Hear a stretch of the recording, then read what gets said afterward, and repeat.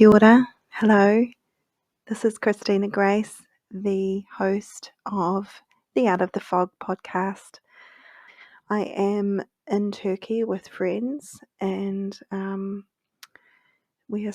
spending my afternoons by the ocean, about a metre away from the ocean. So you can imagine how good that is for my mental health. It's fantastic, and it's good to be with good people. Good to have some sunshine, good to be in nature, good to be just having some downtime, and also some good food actually. So not a bad place to be working, but as you can imagine, I am struggling a little bit with work deadlines. So again, my apologies. No other excuse, I have to say. Last week I said to you that I would, well, at some point I said that I would come back and do part 2 of sleep, or carry that conversation on. I also said the same thing about music, and I will. Might do a little podcast on research and how what research has discovered about how these things affect our brain and our well-being. Actually, this week I wanted to talk about mindfulness. We touched on it a little bit when I was discussing sleep last week, and about how meditation can be really helpful for helping you get to sleep and having relaxation as your goal. And of course, mindful meditation has a tendency to be more helpful for your mental health than general meditation, but so we have touched on it before, but I just wanted to go into that a little bit more. It's popped up a few times this past week with a number of my clients, and it features a lot in our conversations because actually mindfulness is incredibly powerful. So you might be wondering what it is. And I often have a hard time explaining it without giving some examples, but how I describe mindfulness is, first of all, you might notice that you have a running commentary going on in your head all of the time. Some of us are more aware of it than others, and a lot of the time, those thoughts are not about the present moment. They're about the past, or they're about the future. And sometimes that's what gives us anxiety. We're disturbed about, or distressed about some memories of the past, or we're rehashing things that have happened, going over and over it in our mind, or we're worried about the future. And so often our thoughts are in the past or the future, and very often, wherever we find ourselves, we're not fully present in that moment because our thoughts are actually back in a memory, or they're back dwelling on something that's already been and gone, or it's worrying about what may or may not happen in the future. So we're often not fully present in the moment that we're in. And one of the things I've noticed about mindfulness is that even for people, including my clients, who are going through a very dark, difficult time, mindfulness gives them the ability to have moments of joy even during that time. And it may only be a short time, but it is a moment that they can hang on to. So noticing that moment. And you can have lots and lots and lots of moments. And if you, I'll try and remember the author, it's just his name's escaped me. I'll try and remember it and put it in the show notes.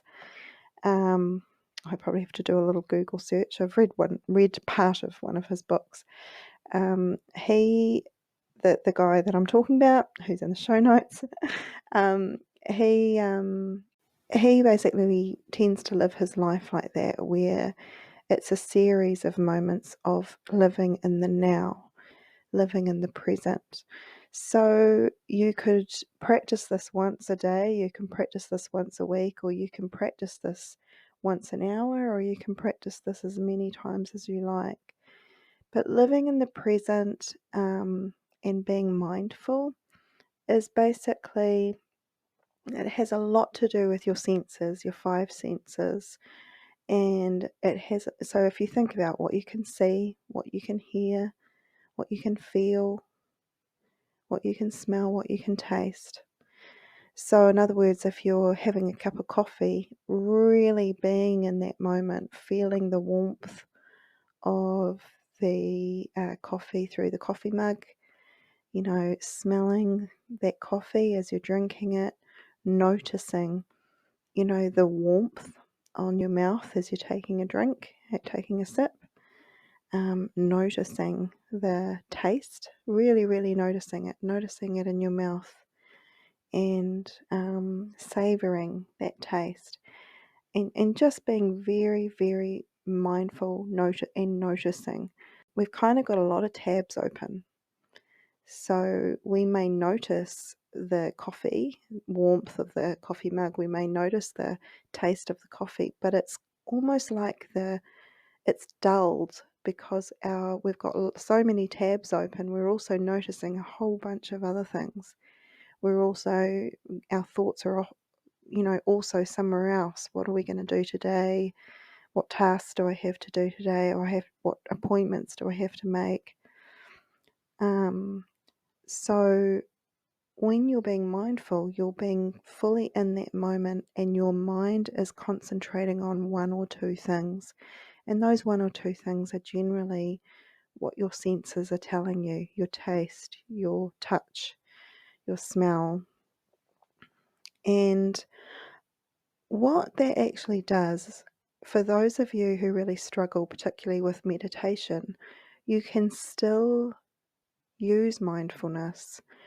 You don't have to be good at meditation, or you don't have to be a person that finds meditation helpful in order to do mindfulness.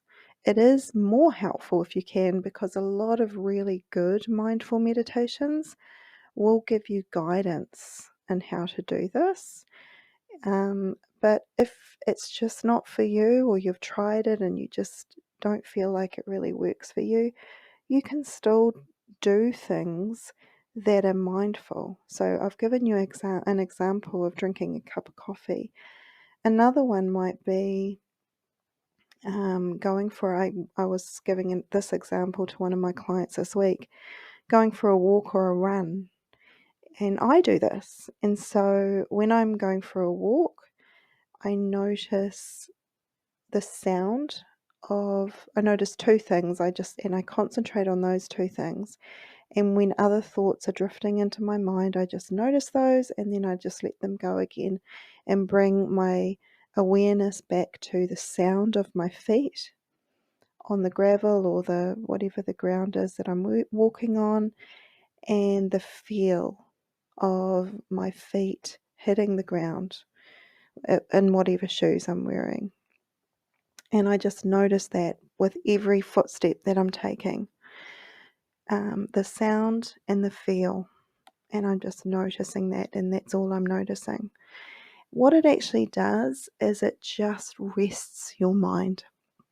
Your mind is full of stuff. It's full of worries, it's full of anxiety, it's full of ruminating, it's rehashing things, it's busy, and it's tired.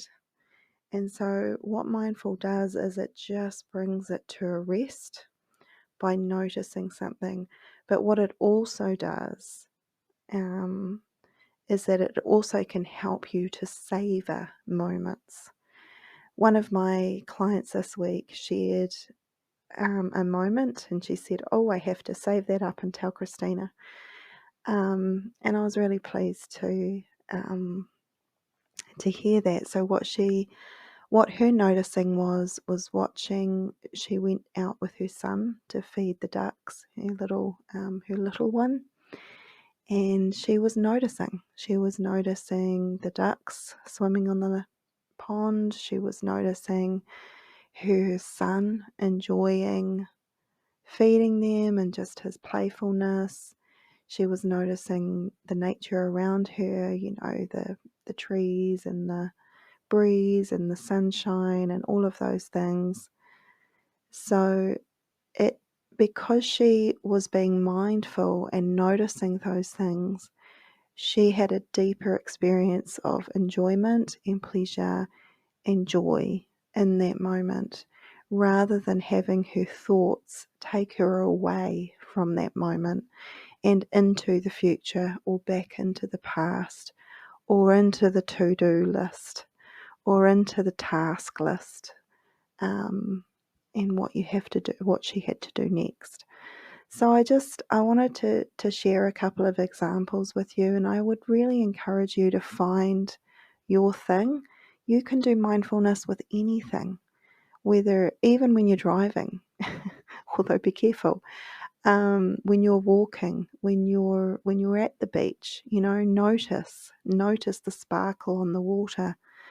Just be more mindful of what's around you, what you're watching, what you're seeing, what you're hearing.